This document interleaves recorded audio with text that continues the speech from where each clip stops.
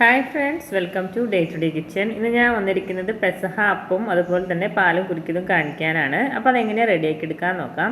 ഞാനിപ്പോൾ ഒരു അപ്പത്തിനുള്ളതാണ് കാണിക്കുന്നത്. അതിന് വേണ്ടി 1 കപ്പ് അരി എടുത്തിട്ടുണ്ട്. 2 ടേബിൾ സ്പൂൺ ഉഴുന്ന് കുതിർത്തെടുത്തിട്ടുണ്ട്. അരിയും ഉഴുന്നും ഞാനിപ്പോൾ കുതിർത്ത് റെഡിയാക്കി വെച്ചിരിക്കുന്നതാണ്. ഇനി മിക്സിയുടെ ഒരു ചെറിയ ജാറിലേക്ക് നമ്മുടെ അരി കഴുകിയത് അതിലേക്ക് ഇട്ട് കൊടുക്കാം.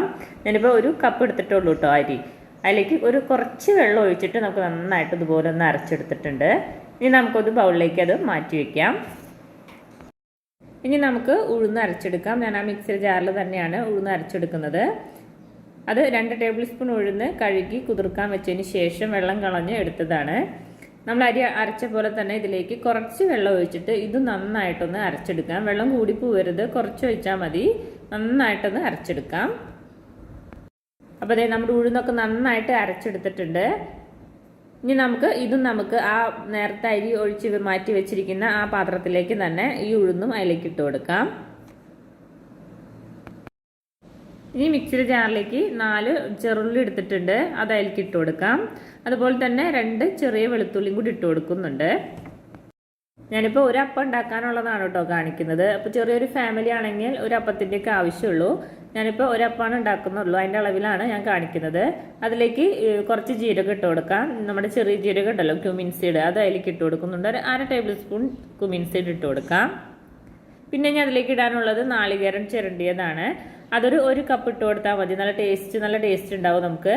അപ്പോൾ 1 കപ്പ് നാളികേരം ചിരണ്ടിയത് കൂടി അതിലേക്ക് ഇട്ട് കൊടുക്കാം. ഇനി ഇതിലേക്ക് കുറച്ച് വെള്ളം ഒഴിച്ചിട്ട് നല്ല പേസ്റ്റ് പോലെ നന്നായിട്ട് നമുക്കൊന്ന് അരച്ചെടുക്കാം. അപ്പോൾ വെള്ളമൊന്നും കൂടി പോവരുത്, കുറച്ച് വെള്ളം ഒഴിച്ചിട്ട് നന്നായിട്ടൊന്ന് അരച്ചെടുത്താൽ മതി. ഇനി നമ്മൾ നേരത്തെ റെഡിയാക്കി വെച്ചിരിക്കുന്ന ബൗളിലേക്ക് തന്നെ ഇതും കൂടി ഒഴിച്ചു കൊടുക്കാം. ഇനി ഇതിലേക്ക് ആവശ്യത്തിനുള്ള ഉപ്പിട്ട് കൊടുക്കുന്നുണ്ട്. എന്നിട്ട് നന്നായിട്ടൊന്ന് മിക്സാക്കി കൊടുക്കുക. ഇനി നമുക്ക് അപ്പം വേണമെങ്കിൽ ഇപ്പം തന്നെ ഉണ്ടാക്കാം. ഞാനൊരു 10 മിനിറ്റ് കഴിഞ്ഞിട്ട് ശേഷമാണ് ഇനിയിപ്പോൾ ഈ അപ്പം റെഡിയാക്കി എടുക്കുന്നത്. ഇത് പുളിപ്പില്ലാത്ത അപ്പം എന്നാണ് പറയുക, പെസഹ വ്യാഴാഴ്ച ഉണ്ടാക്കുന്നത്. അപ്പം നമുക്ക് പുളിക്കാൻ നിൽക്കേണ്ട ആവശ്യമില്ല. ഒരു 10 മിനിറ്റ് വെയിറ്റ് ചെയ്തതിന് ശേഷം നമുക്ക് അപ്പം റെഡിയാക്കി എടുക്കാം. അപ്പോൾ സ്റ്റീം ചെയ്തെടുക്കാൻ വേണ്ടിയിട്ട് ഞാൻ ഇതുപോലത്തെ ഒരു പാത്രം എടുത്തിട്ടുണ്ട്. അതിലേക്ക് കുറച്ച് ഓയിൽ ഒഴിച്ചു കൊടുത്തിട്ട് നന്നായിട്ടൊന്ന് ബ്രഷ് ചെയ്ത് കൊടുക്കാം. അതിനുശേഷം നമ്മൾ റെഡിയാക്കി വെച്ചിരിക്കുന്ന ആ പെസഹ അപ്പത്തിൻ്റെ കൂട്ടുണ്ടല്ലോ, അത് അതിലേക്ക് ഒഴിച്ചു കൊടുക്കാം. എന്നിട്ട് നമുക്കൊന്ന് സ്റ്റീം ചെയ്തെടുക്കണം. നമ്മുടെ ആവിയിലാണ് ഞാനിപ്പോൾ വേവിച്ചെടുക്കുന്നത്. ഒരു 10-15 മിനിറ്റ് ഒന്ന് മീഡിയം ഫ്ലെയിമിൽ വെച്ചിട്ട് നമുക്ക് നന്നായിട്ടൊന്ന് സ്റ്റീം ചെയ്തെടുക്കാം. ഇനി ഇത് അടച്ച് വെച്ച് കൊടുത്തിട്ട് നമുക്ക് സ്റ്റീം ചെയ്തെടുക്കാം. അടുത്തതായിട്ട് നമുക്ക് പാല് കുറുക്കാനുണ്ട്. അതിന് വേണ്ടിയിട്ട് ഞാനിപ്പോൾ ഒരു ബൗളിലേക്ക് 2 ടേബിൾ സ്പൂൺ അരിപ്പൊടി എടുത്തിട്ടുണ്ട്. ഞാനിപ്പോൾ പത്തിരിക്ക് ഒക്കെ എടുക്കുന്ന അരിപ്പൊടിയാണ് കേട്ടോ എടുത്തിരിക്കുന്നത്. നല്ല നൈസ് പൊടിയാണ് എടുത്തിരിക്കുന്നത്. അത് 2 ടേബിൾ സ്പൂൺ എടുത്തിട്ടുണ്ട്.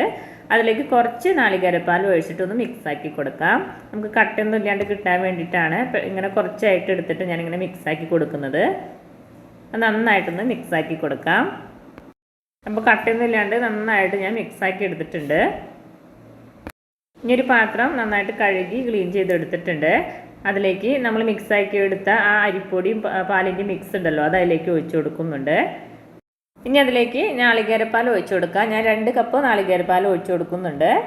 ഇനി അതിലേക്ക് ശർക്കര മെൽറ്റ് ചെയ്തെടുത്തതാണ്, അതും കൂടി അതിലേക്ക് ഒഴിച്ചു കൊടുക്കുക. ഞാനിപ്പോൾ 1 കപ്പ് ശർക്കര പാനി ഉണ്ടാവും, അതും കൂടി അതിലേക്ക് ഒഴിച്ചു കൊടുക്കുന്നുണ്ട്. ഒരു പിഞ്ച് ഉപ്പിട്ട് കൊടുക്കാം. ഇനി അതിലേക്ക് ഏലക്കായ പൊടിച്ചതാണ്, ഒരു 1/4 ടീസ്പൂൺ ഏലക്കായ പൊടിച്ചതും കൂടി ഇട്ടിട്ട് നന്നായിട്ട് എല്ലാം കൂടിയിട്ട് നന്നായിട്ടൊന്ന് മിക്സാക്കി കൊടുക്കുക. ഇനി നമുക്ക് ഗ്യാസ് ഓൺ ചെയ്തിട്ട് നന്നായിട്ടൊന്ന് കുറുക്കിയെടുക്കണം. അപ്പോൾ ഗ്യാസ് ഓൺ ചെയ്തതിന് ശേഷം ഇത് നന്നായിട്ടൊന്ന് ഇളക്കി തന്നെ ഇരിക്കണം കേട്ടോ. പെട്ടെന്ന് അത് അതിൻ്റെ അടിയിൽ പെട്ടെന്ന് കരിഞ്ഞു പോകാൻ സാധ്യതയുണ്ട്. അപ്പോൾ നന്നായിട്ടൊന്ന് മിക്സാക്കിക്കൊണ്ടിരിക്കുക. ഇത് പെട്ടെന്ന് തന്നെ അത് നന്നായിട്ടൊന്ന് കുറുകി വരും. ഇത് കണ്ടോ, പെട്ടെന്ന് അത് കുറുകി വരും. അപ്പോൾ കൈ എടുക്കാണ്ട് തന്നെ ഇളക്കേണ്ടിയിരിക്കുക. അപ്പോൾ ഞാൻ നാളികേരപ്പാൽ ഒഴിച്ചപ്പോൾ 1-ാം പാൽ 2-ാം പാൽ എന്ന് പറഞ്ഞ് സെപ്പറേറ്റ് ഒന്നും ഒഴിച്ചിട്ടൊന്നുമില്ല, എല്ലാം കൂടിയിട്ടാണ് കേട്ടോ 2 കപ്പ് ഒഴിച്ചിരിക്കുന്നത്. അപ്പോൾ നന്നായിട്ട് അതുപോലെ ഒന്ന് കൈ എടുക്കാണ്ട് തന്നെ മിക്സാക്കി കൊടുക്കുക. ഇതേ നമ്മുടെ കുറുക്ക് നന്നായിട്ട് കുറുകി വന്നിട്ടുണ്ട്. അപ്പോൾ നമ്മൾ നേരത്തെ റെഡിയാക്കി വെച്ചിരിക്കുന്ന പെസഹ അപ്പം ഇതിൽ മുക്കിയിട്ട് വേണം, ഡിപ്പ് ചെയ്തിട്ട് വേണം കഴിക്കാൻ വേണ്ടിയിട്ട്. അപ്പോൾ നമുക്ക് ഇത് ചെറുതായിട്ടൊരു ബബിൾസൊക്കെ വന്നു കഴിയുമ്പോൾ നമുക്ക് ഫ്ലെയിം ഓഫ് ചെയ്ത് കൊടുക്കാം. അപ്പോൾ നമ്മുടെ പാല് കുറുക്കിയത് ഇവിടെ റെഡി ആയിട്ടുണ്ട്. അപ്പോൾ പെസഹ അപ്പം ട്രൈ ചെയ്യാത്തവരുണ്ടെങ്കിൽ തീർച്ചയായിട്ടും ഇതുപോലെ ഒന്ന് ട്രൈ ചെയ്ത് നോക്കാം. അപ്പോൾ ചിലർക്കൊന്നും അറിയാണ്ട് ചിലർ ഉണ്ടാക്കാണ്ടൊക്കെ ഇരിക്കുന്നുണ്ട്. അപ്പോൾ വളരെ പെട്ടെന്ന് സിമ്പിളായിട്ട് നമുക്ക് ഉണ്ടാക്കിയെടുക്കാൻ പറ്റുന്ന പെസഹാപ്പും കുറുക്കുമാണ് കാണിച്ചിരിക്കുന്നത്. അപ്പോൾ എൻ്റെ വീഡിയോ ഇഷ്ടപ്പെട്ടെങ്കിൽ ലൈക്ക് ചെയ്യാനും കമൻറ്റ് ചെയ്യാനും ഷെയർ ചെയ്യാനും മറക്കരുത്. താങ്ക്